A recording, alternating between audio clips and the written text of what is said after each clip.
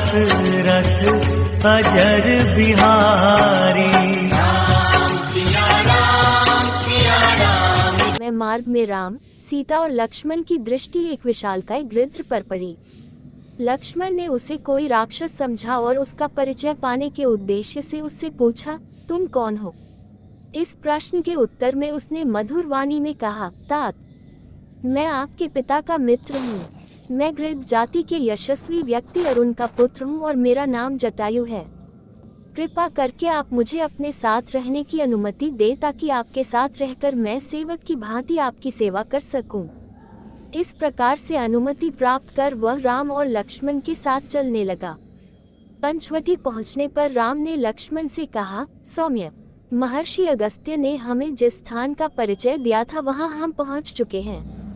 यही पंचवटी प्रदेश है। सामने गोदावरी नदी भी प्रवाहित हो रही है, अतः तुम किसी जलाशय के निकट रमणीय दृश्य वाले योग्य स्थान का चयन करके उस पर आश्रम बनाने की तैयारी करो।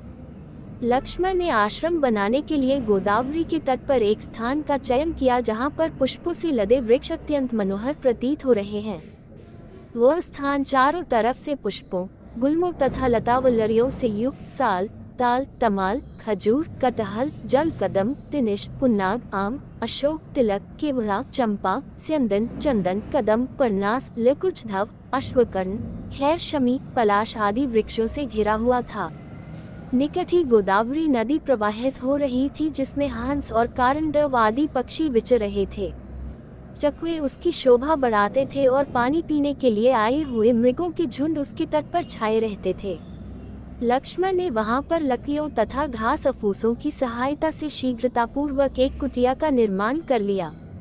फिर उसी कुटिया के निकट उन्होंने सुंदर लता पल्लवों की सहायता से एक और कुटिया का निर्माण किया और उसमें सुंदर स्तंभों से युक्त यज्ञ वेदी बनाई।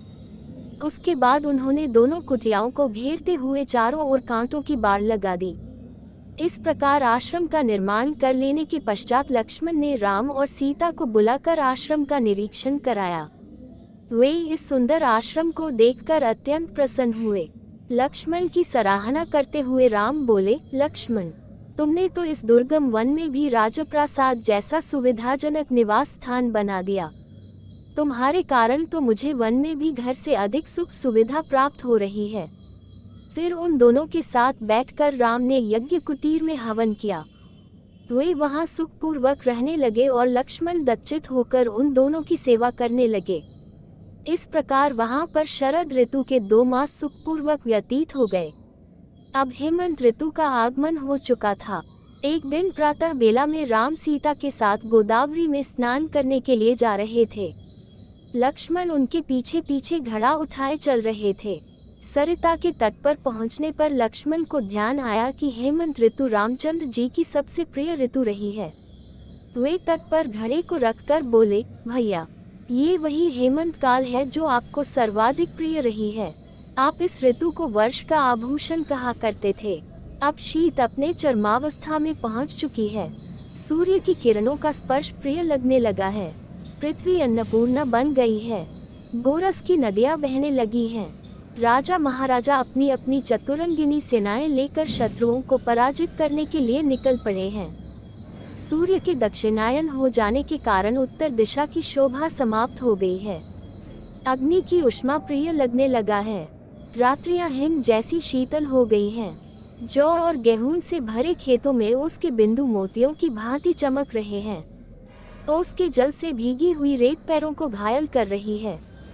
उधर भैया भरत अयोध्या में रहते हुए भी वनवासी का जीवन व्यतीत करते हुए शीतल भूमि पर शयन करते होंगे। वे भी सब प्रकार के ऐश्वर्यों को त्याग कर आपकी भांति त्याग एवं कष्ट का जीवन व्यतीत कर रहे होंगे। हे तात, विद्वजन कहते हैं कि मनुष्य का स्वभाव उसकी माता के अनुकूल होता है, पिता के नहीं, किंतु भरत ने इस कथन को मिथ्या सिद्ध कर दिया है। उनका स्वभाव अपनी माता के क्रूर स्वभाव जैसा कदापि नहीं है। हमारे और संपूर्ण देश के दैक का कारण वास्तव में उनकी माता का क्रूर स्वभाव ही है।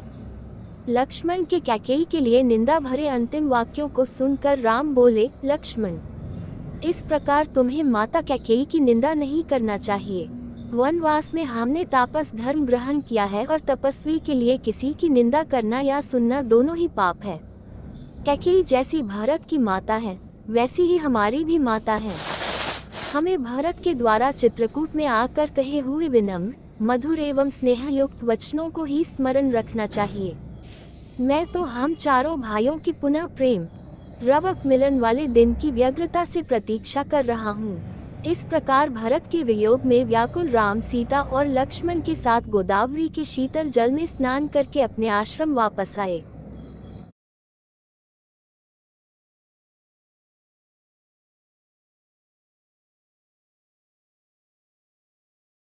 पंचवटी के अपने आश्रम में रामचंद्र सीता के साथ सुखपूर्वक रहने लगे। एक दिन जब राम और लक्ष्मण वार्तालाप कर रहे थे तो वहां पर अकस्मात रावण की बहन शूर्पणखा नामक राक्षसी आ पहुंची।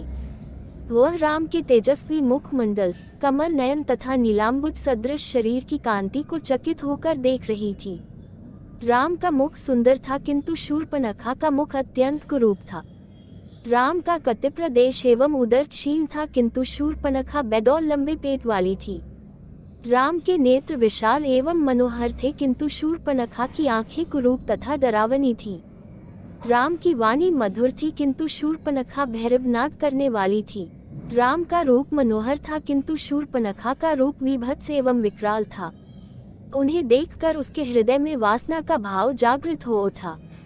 इच्छानुसार रूप धारण करने वाली वह राक्षसी मनोहर रूप बनाकर राम के पास पहुंची और बोली, तुम कौन हो? राक्षसों के इस देश में तुम कैसे आ गए? तुम्हारा वेश तो तपस्वियों जैसा है, किंतु हाथों में धनुष बाण भी है, साथ में स्त्री भी है। ये बातें परस्पर विरोधी हैं। तुम मुझे अपना परिचय दो। राम ने सरल भाव से कहा, हे देवी, मैं अयोध्या के चक्रवर्ती नरेश महाराजा दशरथ का ज्येष्ठ पुत्र राम हूँ। मेरे साथ मेरा छोटा भाई लक्ष्मण और जनकपुरी के महाराज जनक की राजकुमारी तथा मेरी पत्नी सीता हैं। पिताजी की आज्ञा से हम 14 वर्ष के लिए वनों में निवास करने के लिए आए हैं। यही हमारा परिचय है। अब तुम अपना परिचय देकर मेरी इस जिज्ञासा को शांत करो, क्योंकि मुझे प्रतीत होता है कि तुम कोई इच्छानुसार रूप धारण करने वाली राक्षसी हो। राम के प्रश्न का उत्तर देते हुए वह राक्षसी बोली, मेरा नाम शूर्पणखा है। मैं लंका के नरेश परम प्रतापी महाराज रावण की बहन हूँ। समस्त संसार में विख्यात विशालकाय कुंभकर्ण और परम नीतिवान विभीषण भी मेरे भाई हैं। वे सब लंका में निवास करते हैं। पंचवटी के स्वामी अत्यंत पराक्रमी खर और दूषण भी मेरे भाई हैं। संसार में शायद ही कोई वीर ऐसा होगा जो इन दोनों भाइयों के साथ समरभूमि में युद्ध करके उन्हें पराजित कर सके। मैं सर्व प्रकार से संपन्न हूँ और अपनी इच्छा तथा शक्ति से समस्त लोकों में विचरण कर सकती हूँ। ये तुम्हारी पत्नी सीता मेरी दृष्टि में कुरूप, ओछी, विकृत मानवी है और तुम्हारे योग्य नहीं है। अतः तुम मेरे पति बन जाओ, मैं ही तुम्हारे अनुरूप हूँ। इस अबला सीता को लेकर तुम क्या करोगे? तुम्हारी भार्या बनने के पश्चात मैं तुम्हारे भाई और सीता को खा जाऊंगी और तुम्हारे साथ विचरण करूंगी। उसके प्रस्ताव के उत्तर में राम मुस्काते हुए बोले, भद्रे, तुम देख रही हो कि मैं विवाहित हूँ और मेरी पत्नी मेरे साथ है। हाँ, मेरा भाई लक्ष्मण यहाँ अकेला है। वह सुंदर, शीलवान एवं बल पराक्रम से संपन्न है।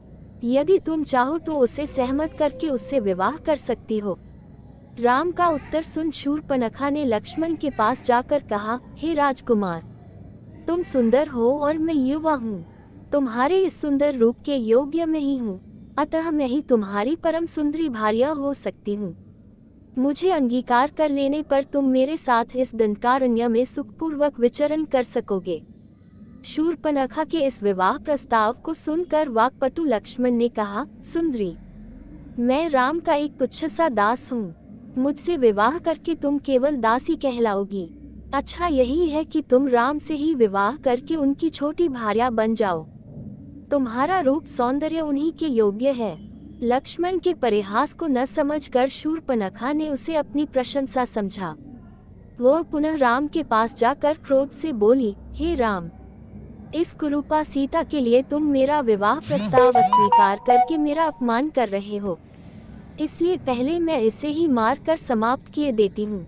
फिर तुम्हारे साथ विवाह करके मैं अपना जीवन आनंदपूर्वक व्यतीत करूंगी। इतना कहकर प्रचंड क्रोध करती हुई शूर्पणखा विद्युत वेग से सीता पर झपटी। राम ने उसके इस आकस्मिक आक्रमण को तत्परतापूर्वक रोका और लक्ष्मण से बोले, हे वीर, इस दुष्टा राक्षसी से अधिक वाद विवाद करना या इसके साथ हास्य विनोद करना उचित नहीं है। इसने तो जानकी की हत्या ही कर डाली होती। तुम्हें इस कुरूपा और कुलटा राक्षसी को उसके किसी अंग से विहीन कर देना चाहिए। राम की आज्ञा पाते ही लक्ष्मण ने तत्काल खड्ग निकाला और दुष्टा शूर्पणखा के नाक कान काट डाले। पीड़ा और घोर अपमान के कारण रोती हुई शूर्पणखा अपने भाइयों खरदूषण के पास पहुंची और घोर चीत्कार करके उनके सामने गिर पड़ी।